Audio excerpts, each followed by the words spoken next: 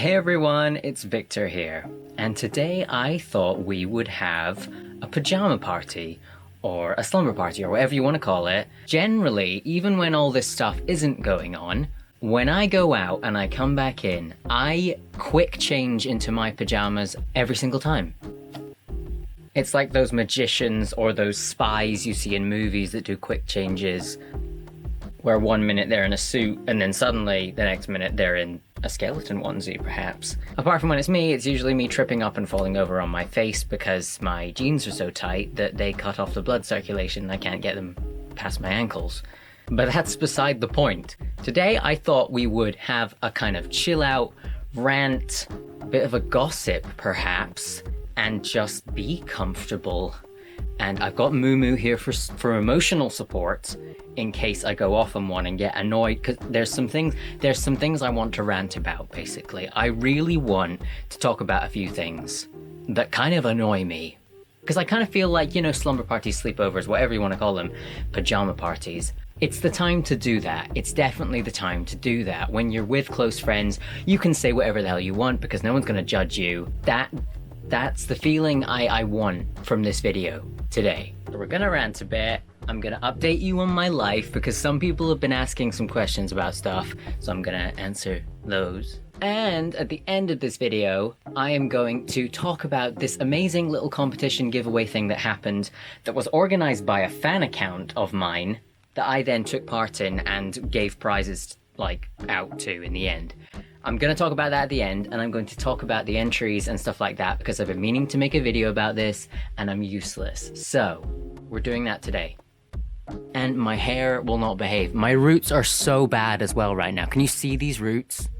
Look at those. It's disgusting. Also, my hair is covered in pomade, so I'm sorry about that. It looks very greasy, but I assure you it's not grease, it's pomade. You'll just have to believe me on that one. So there's something I've been wanting to talk about, and yesterday it brought it to my attention again because there was quite a lot of story posts about it. And that is cosplay elitism. And to be honest with you, any kind of social media elitism or elitism in general. But primarily today I'm going to be talking about cosplay elitism because that's something that I've experienced and I know a little bit more about than just general influencer elitism.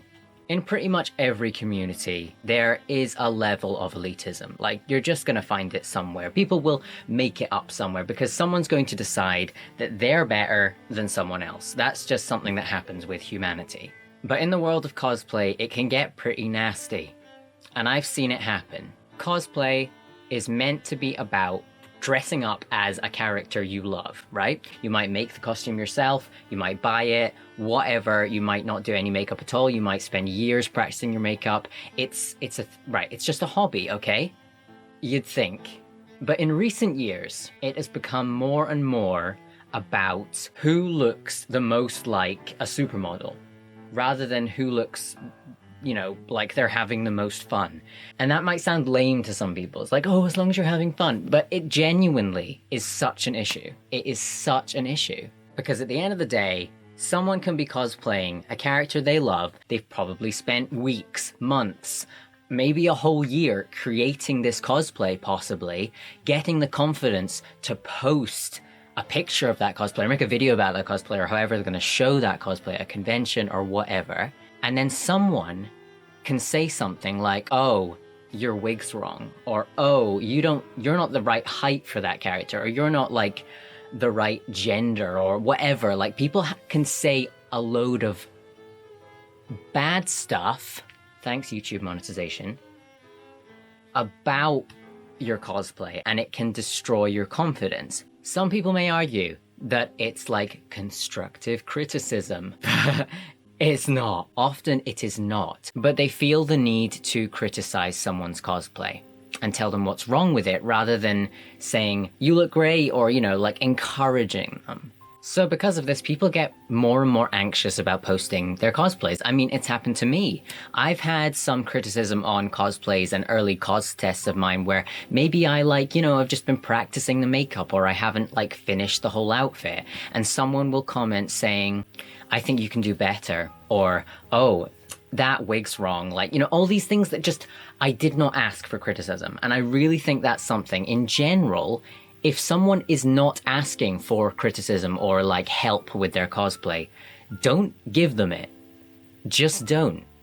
But I'm kind of like going away from the path of like cosplay elitism. I'm more talking about like the kind of weird toxic community that has developed around cosplay, and this kind of idea that like if you don't look exactly like an anime character, then I'm gonna send you death threats. Generally, people sending hate to anyone for any reason doesn't make sense to me. I don't know why you would send any hate or spend any time doing that. But that's just me.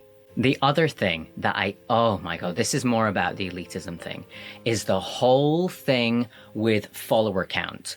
And this whole strange, like, where people won't follow certain people if they've got less followers than them on Instagram or whatever, like, platform you're on. Where people look not at your posts or not at what a nice person you are or whatever. They'll look at your follower account, judge you on that, and decide whether or not, you know, you can be their friend, basically. And that happens so much in the cosplay community. That's the only community I really know about. Like I said, I don't know about, like, you know, beauty community or whatever. I know that can be really bad as well. Because follower counts, don't get me wrong, we all stress about them if we've got social media. Like, because you fundamentally, as a human being, want that validation. Even if you try your hardest to be like, I don't care about likes or follower counts, you will, at some point in your social media time, look at a post and it might get more likes than you were expecting, and you're gonna go like, oh my god, like, this is it, I've made it. And, you know, that gives you that feeling of, like, validation and appreciation and stuff. That's just a human need and want. That's just, you know, it makes sense. So you can see why people get addicted to it. When, you know, the numbers start to get really big, people's egos just go up and up and up and up and up, and then they get this weird god complex. Like, oh, I am now the ultimate, and I will only surround myself with other people who are on my level, because I can't possibly be seen with people with that many followers. It's just ridiculous. But there's something fundamentally wrong with that, morally. Really, I mean, it's clear. Surely that's clear. Or maybe it's not. Maybe it's not. But it seems like such a normal thing now. It seems like such a normal thing to obsess over popularity. And it doesn't mean anything. A lot of the time I see accounts that have loads of followers, and it can be a complete fluke. Some people even buy their followers. We know all about that, where people buy their followers. It genuinely means nothing, but our little human brains look at a big number and they go, oh my god, that person must be really, really important because so many people want to see them and they like them, apparently. But it means literally nothing. Literally. I mean, fair enough. You can make money out of popularity. That is something that is obvious. People sponsor you more. They will, you know, like, send you loads of stuff, send you money, whatever. You can get... being an influencer is a job. I mean, I'm doing that. I'm doing that. And there's nothing wrong with that being your job. But what is wrong is if you abuse that position, if you abuse that popularity, and too many people do that. What I absolutely hate is influencers and cosplayers or whatever getting a big following and deciding at that point that it's okay to completely ignore the very people that gave you that position. Your fans, basically, the people that got you there. It makes me so sad when people get to the point where they're that big that they just decide that their fans are like dirt under their feet. Or that people that aren't famous like them are dirt under their feet. I think someone's making a nest in my roof. Yeah, they're making a nest in my roof. That's fine. I am lucky enough that people want to draw fan art of me. They do edits of me. Stuff like that. I get fan art. I am so incredibly lucky that I get fan art. And I try my very best, because I'm not perfect, to comment on every single one. And I know, this is the thing, loads of people are going to be like, Victor, you are not as big as list any influencer you want to. You're not as big as them. You can't possibly understand what it's like to have that amount of things coming in, and I get that. What I'm saying is, I might not have as many fans as like the really big people that get all that fan art and stuff. They can't possibly give every single person all that attention. That's not what I'm saying.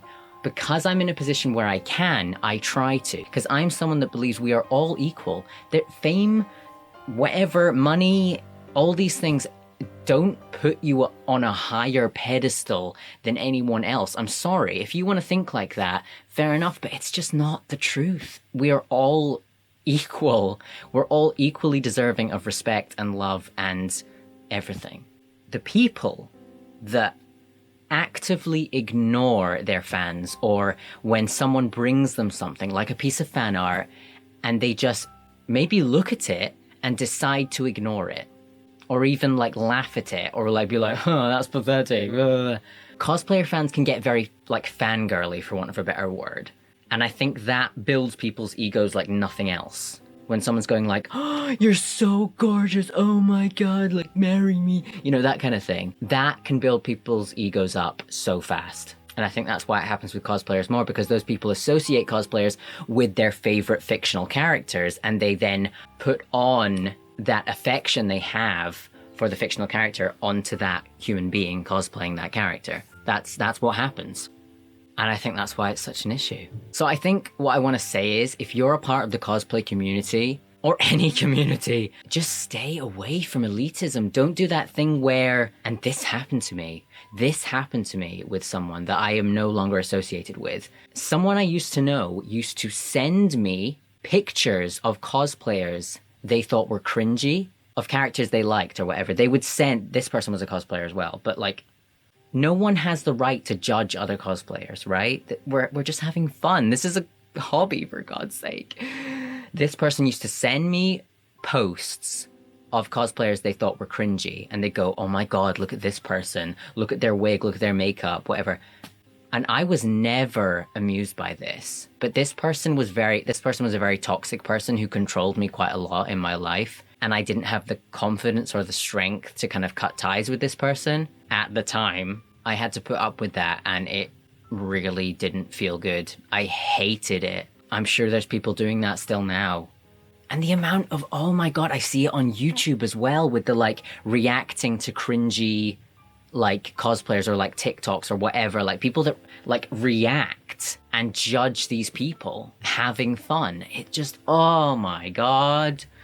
Okay, Moo, give me strength. Give me strength. Make me believe in good again. We really need to make an effort, if you're in the cosplay community, even if you have no following at all, or you have a massive following, we need to spread this message of realizing that elitism is not welcome. There is no place for unfair comparison. There is no place for discrimination. There is no place for unsolicited criticism as well, especially when it comes to cosplay, because often people are not asking for it. There is no place for judging people on their follower count. It's just numbers. Get off your high horse. Get back on your little horse and ride into the sunset. And there's just no place for hate. There's never any place for hate. Call it criticism if you like. A lot of the time it's hate. Okay, I think that's my rant over about cosplay elitism. There's more to say, but this video would be so long if I kept going. So I need to move on to other things. So before I get into anything else, a couple of people were asking about my surgery healing, and I want to talk about that first. But if you don't want to see surgery things, or talk about surgery things, or whatever, and you don't like to see scabbing, because there's a bit of scabbing still, skip to this time, okay? Because I'm about to show you my scars, right? We good? Okay, great. I'm just gonna reveal my chest. So, as you can see, there's still scabbing around here, around the edges, but that's kind of normal. It's kind of where the stitches are, but it's looking really good. There's a bit of a concave bit here because my pec on this side is not as big. I'll just sit back actually, because it's weird not having my head in shot. Focused on me? Focused? Yeah? So there's a bit more of a concave shape here on my chest, than the other side because my pec is smaller, but that's fine. The stitches here, which were here and here, have fallen off, which is great because that was really annoying having the stitches there. So yeah, concave there, but this side is my favorite side, I think, because it's just a bit more like shaped. So overall, like, so happy, and that's something I can like build up anyway when I get back into my weights and stuff like that. I'll be able to like make my pecs a bit bigger, but I just love the shape of my chest. I'm so happy, I'm so comfortable. I have had a few issues with ingrown hairs around my areola, but they've not turned into really bad like abscesses or infections. They are just kind of like really like on the surface, and they just, you know, kind of sorted themselves out. I was warned about abscesses, but I haven't had any it's just like been little ingrown hairs basically. But yeah, healing's been going super well. I am now, oh my god, how long am I think I'm 8 weeks. I think, oh my god, I'm 2 months post-op. That's insane. I can't believe it's gone that fast. That is nuts. Time is weird, but healing's been going super well. Thank you guys for being concerned about me and asking after me. I've been doing much more with my arms, and like my reach obviously is around, like, I try not to overstretch even now, but like I can praise the sun, which is the important thing. I can praise the sun once again. I did a bit of digging in the garden. I planted up some potatoes, so that's good. I'm getting back into kind of like, you know, actually doing things with my arms and such. I'm really pleased with how healing's going. Thank you for asking. Hey everyone, it's Editing Victor here, once again. Something came to my attention.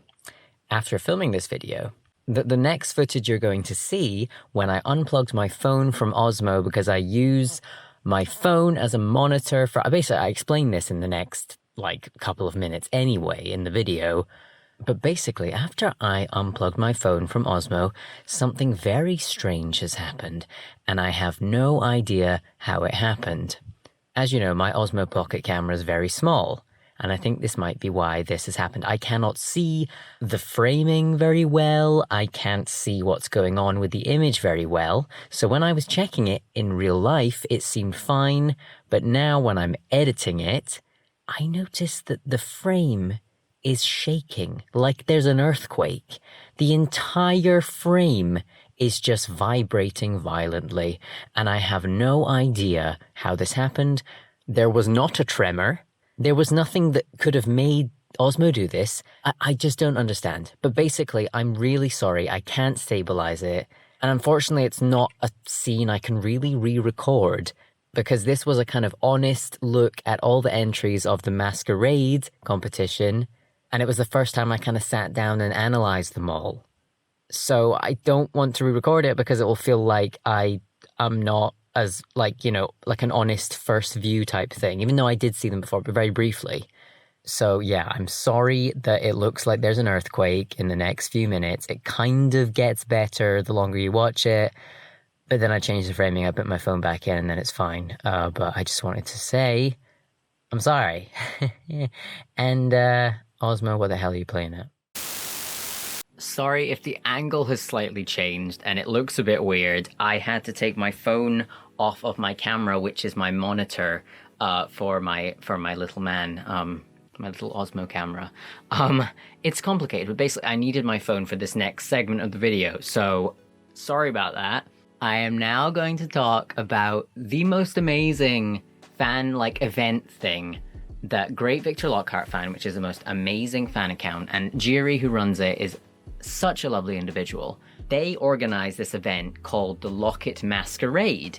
Now, the people that watch my videos and stuff started to call themselves Lockets. This became the kind of term for, you know, being like a watcher of my, you know, an appreciator of my content type thing. And the Locket Masquerade is basically an event which I was really bad at advertising because I didn't have enough time. It kind of came out of the blue, and it was while I was like in sort of, you know, early stages of healing from my surgery. So I'm very sorry that I didn't advertise this better. We're gonna do it again though, but basically it was a competition to either dress up or make fan art of a masquerade outfit. And on the 30th of April, everyone posted these outfits, and we out of a hat, picked a name, and that would be the winner of the masquerade. Because a masquerade ball is something I have always expressed a massive need to do as a fan event one day if I ever have that amount of money to do that. I want to hold a masquerade ball. So Jiri knew about this and organized this event totally independently. We did talk about it a little bit because I offered the prizes, which was primarily a shout out in my video, but I felt like that wasn't enough. So I added in the prize of a pendant that I made, and actually I've begun to sell them as merch items, and they are basically pendants with heart padlocks on them, which of course is my logo and has been since I started doing this. So I decided that the first prize would be this pendant locket thing. I felt that everyone deserved a shout out in my video, and the winner has got their locket, so they have a prize. So I wanted to give everyone else a prize because not very many people entered as well, mostly because I was terrible at organizing, advertising it. So I'm going to look through the tag Locket Masquerade on Instagram and show you the entries.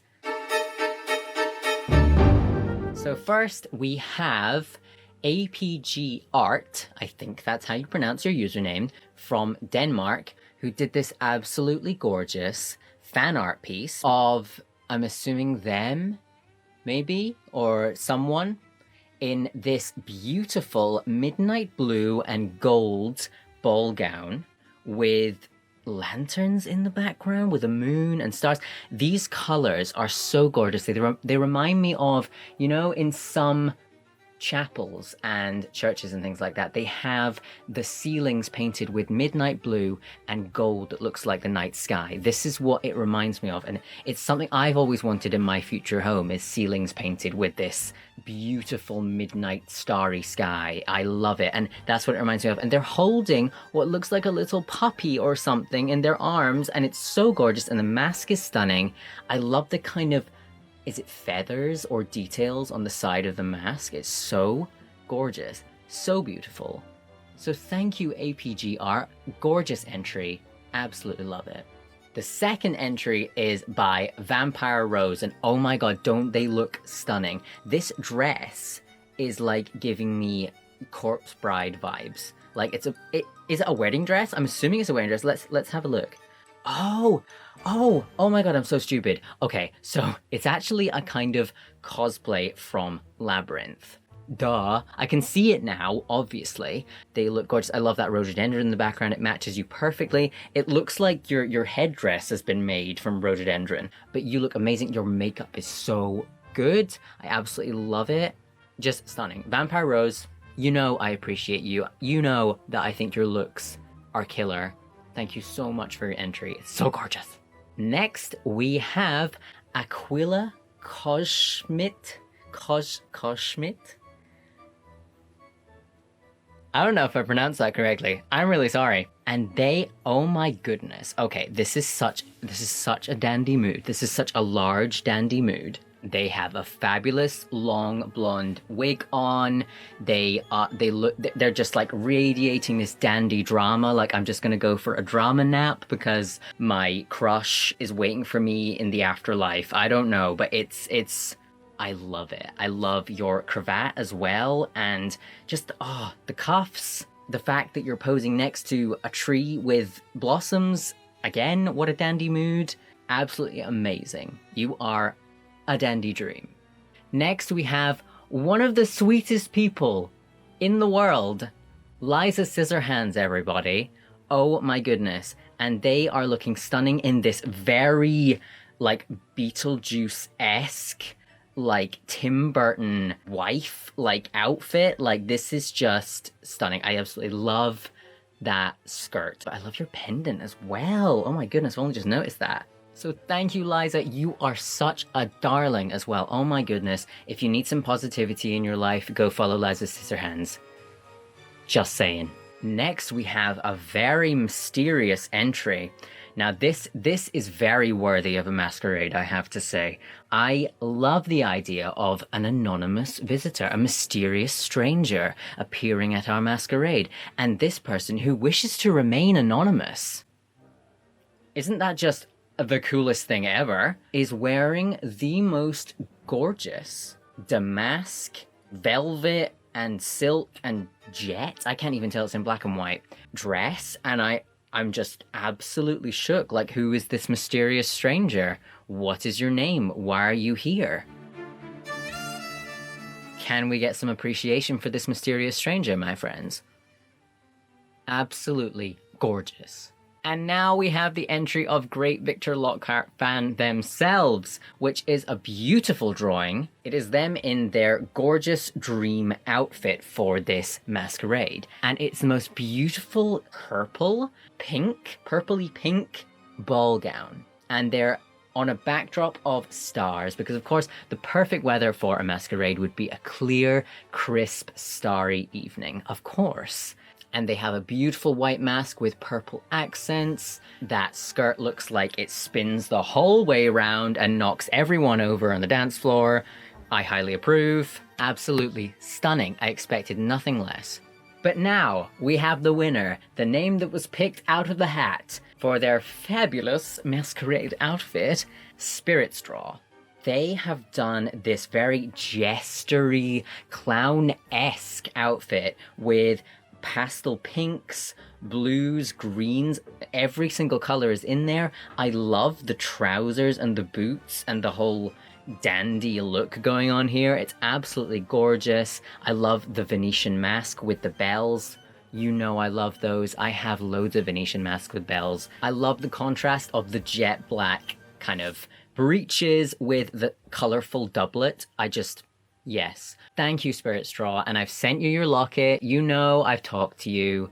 I really hope you enjoy it when it arrives, and just thank you to everyone who entered. That is all the entries I have. But like I said, I will organize this again with Jiri, and we'll make it a bigger thing with bigger prizes, and we'll just do the whole thing with it. Maybe I'll dress up as well, and I can, show off whatever I'm gonna do. But wow, yeah, I was just so in awe of everyone's entries for the Locket Masquerade, the first ever Locket Masquerade. Let me know if you'd like to enter next time. We'll organize it, and I'll advertise it much better, and I'll have loads more prizes as well. But yeah, what else do I have to say in this PJ party chill out time? I can't think of anything else other than, oh my god guys, you are not ready for my next video. It's been a while, but I finally am bringing back some Black Butler content, and some of you might not even know what Black Butler is, because right now I think I've got quite a few more subscribers now that are following me for my Gothic content rather than for my Black Butler content, which is amazing. I never thought that would happen. But yeah, Black Butler's coming back, and it's a rather good one, if I do say so myself. I had a lot of fun filming it. It was very funny, and I've been wanting to do it for a while. So keep your little notification bells ringing. Is that the right term? Click on the little thing. I'm not good at this. Make sure you know when my next video's coming is what I'm saying, because you probably want to be there. Might even make it a premiere, actually, so we can all sit together and experience it for the first time together. Some people might hate it. This is the thing. I'm fully predicting some people are going to have some things to say about it or not enjoy it, but I don't care. Or do I care? I care. I need validation. But yeah, be a nice person. Don't leave hate on things. Just be nice and let people enjoy things. Okay. Just let people enjoy things. Don't make them feel bad about stuff that they can't change. Don't okay, that's a whole other video talking about people's insecurities. We need to talk about that as well at some point. Oh yeah, I guess thank you for 30,000 subscribers as well. That's pretty rad. I forgot to mention that in my other videos. It's very, very cool. But again, doesn't make me better than anyone else, doesn't make me worse than anyone else that has more followers than me. Like I said before, it's just a number. Right? But thank you. But for now, thank you all so much for watching, and I will see you very soon.